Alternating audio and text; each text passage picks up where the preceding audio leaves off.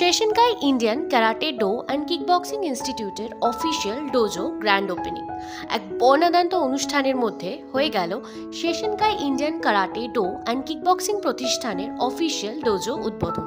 তারা জানান, এটি আমাদের স্বপ্ন ছিল যে আমাদের জাতীয় ও আন্তর্জাতিক স্তরে যে সমস্ত প্লেয়াররা আছে তারা যেন নিয়মিত ট্রেনিং করে রাজ্য, জাতীয় ও আন্তর্জাতিক স্তরে নিয়ে যাব। যেমন South Asia karate championship, Commonwealth karate championship, Asian karate championship ও ওয়ার্ল্ড কারাটে চ্যাম্পিয়নশিপ থেকে যেন তারা মেডেল আনতে পারে এই ডোজো স্টুডেন্টরা। মেডেল এনে যেন তারা ভবিষ্যতে জেলা, রাজ্য তথা দেশের নাম উজ্জ্বল করে। আমাদের প্রধান উদ্দেশ্য হলো এই ডোজো থেকে প্লেয়ার তৈরি করা, যেটা আন্তর্জাতিক স্তরে খ্যাতি পেয়ে ভারতের মুখ উজ্জ্বল হতে পারে। এখানে উপস্থিত থাকবেন আমাদের সিআইসি মিস্টার অঞ্জন পল মহাশয়। উপস্থিত থাকার কথা ছিল Kamlesh Chatterjee, kho kho association of West বেঙ্গলের প্রেসিডেন্ট। উপস্থিত থাকার কথা ছিল বেঙ্গল কারাটে অ্যাসোসিয়েশনের প্রেসিডেন্ট হানসি প্রেমজিৎ সেনের। উপস্থিত থাকবেন বক্সিং অ্যাসোসিয়েশন উত্তর চব্বিশ পরগনা সুজয় গুহ, সৌরভ গুহ সহ বহু বিশিষ্ট মানুষ। Bappa Aditya Nandi, technical director and president শেশনকাই Indian karate do and kickboxing institute, বললেন, আমাদের প্রায় 1000 স্টুডেন্ট আছে, তাদের 600 জনের বেশি মেয়ে ও 400 জন ছেলে।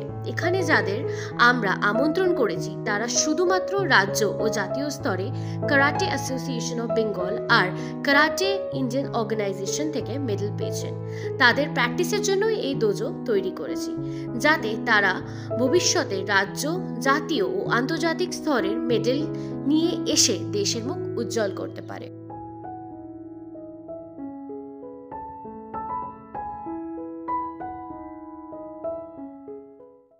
বক্তব্যের মধ্যেই তো বললাম যে বাপ্পাদিত্য নন্দী, ডলি নন্দী, শুভাশিস, ওদের যে আন্তরিকতা, সেই আন্তরিকতা সার্থক হোক, ওদের যে প্রয়াস সেটা কার্যকরী হোক।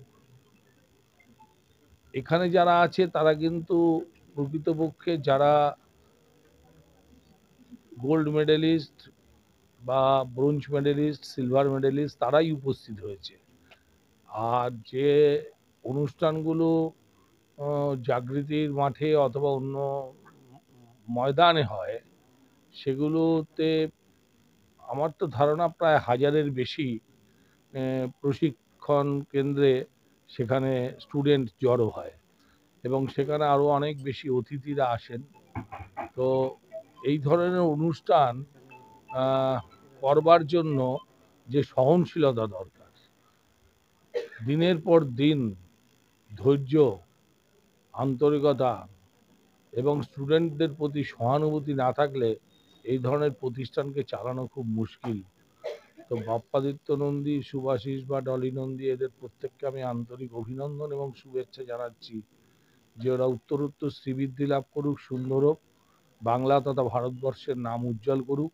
এখান থেকেই প্রতিভাবান ক্যারাটে প্লেয়াররা তারা আগামী দিনে এশিয়াডে যাবে, তারা বিশ্বের র্যাঙ্কিংয়ে যাবে বলে আমার বিশ্বাস। খুব ভালো লাগছে। এদের প্রোগ্রাম সম্বন্ধে জানতে চাইছেন? এদের প্রোগ্রাম খুবই ভালো হচ্ছে। আমি সবাইকে বলবো যে সুস্থ থাকতে গেলে নিজেকে কন্ডিশন হতে হবে। কন্ডিশন, নিজেকে প্রত্যেকটা এলিমেন্টের উপর কন্ডিশন হতে হবে। কন্ডিশন কথাটার অর্থ হচ্ছে ফিটনেস। আর যে কোনো জিনিসের উপর কন্ডিশন হলেই সে ভালো থাকবে এবং সে শরীর ভালো থাকলেই মানেই মন ভালো থাকবে এবং সুস্থ হবে সমস্ত কিছু। এখানে প্রথমে আমরা শুরু করি ক্যারাটে, তারপর কিক বক্সিং হতো, ক্যারাটে, কিক বক্সিং, তার সাথে আমরা হ্যাপকিডও স্টার্ট করেছি। তার সাথে আমাদের ইচ্ছা আছে বক্সিংকেও ইন্ট্রোডিউস করা, কারণ বর্তমান সমাজে আত্মরক্ষার প্রয়োজন সকলেরই, তবে বিশেষ করে মহিলাদের বেশি প্রয়োজন। তো সেই হিসাবে এখনকার যারা প্যারেন্টস আছেন তারা বুঝতে পারছেন যে আমাদের ছেলে মেয়েদের, বিশেষ করে মেয়েদের যে সুরক্ষা দরকার এবং মার্শাল আর্টের মধ্যে দিয়েই সেই সুরক্ষা সম্ভব। সেটা যে কোনো মার্শাল আর্টই হতে পারে, কারাটে হতে পারে, কিক বক্সিং হতে পারে, হ্যাপকিডো হতে পারে বা বক্সিং হতে পারে। তো আমরা এই 4টে জিনিসই কন্টিনিউ করার চেষ্টা করব, তবে বিভিন্ন স্লটে বিভিন্ন প্র্যাকটিস হবে। ক্যারাটের সময় কিক বক্সিংয়ের সময় কিক বক্সিং, হ্যাপকিডোর সময় হ্যাপকিডো, আর বক্সিংয়ের সময় বক্সিং। হানসি প্রেমজিৎ সেন হচ্ছেন ক্যারাটে অ্যাসোসিয়েশন অফ বেঙ্গলের প্রেসিডেন্ট এবং অল ইন্ডিয়া শেষিনকাই সিধুরু ক্যারাটে ফেডারেশনের chief technical director, WKF world karate ফেডারেশনের AKF জাজ। হ্যাঁ, উনি যে কথাটা বলেছেন একদম ঠিক কথাই বলেছেন, যে যেখানে হুহা হচ্ছে সেটাই ক্যারাটে নয়। কারণ কারাটে স্বীকৃত হচ্ছে অলিম্পিকে, সেটা হচ্ছে ওয়ার্ল্ড ক্যারাটে ফেডারেশন দ্বারা।